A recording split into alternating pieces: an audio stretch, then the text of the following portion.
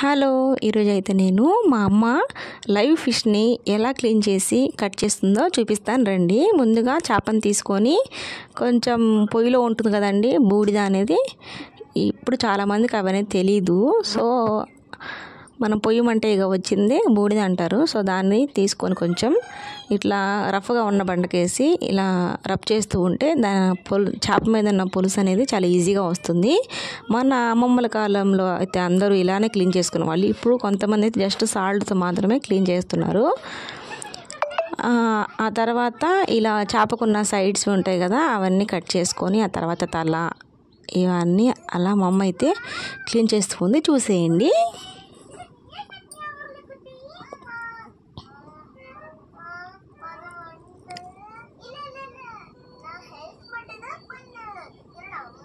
అలాగే మేము బెంగళూరులో ఉంటాం కదా, అక్కడ చేపలు నాకు అంత ఇష్టం ఉండదు. ఎందుకంటే అవి ఐస్లో పెట్టి ఉంటారు కదండి, అవి అంతగా నాకు ఇష్టం అవ్వదు. ఊర్లో మనకి ఫ్రెష్గా చెరువుల నుంచి బీచ్ నుంచి పట్టుకొని అయితే వస్తారు కదా, అవి అంటే నాకు ఇష్టము.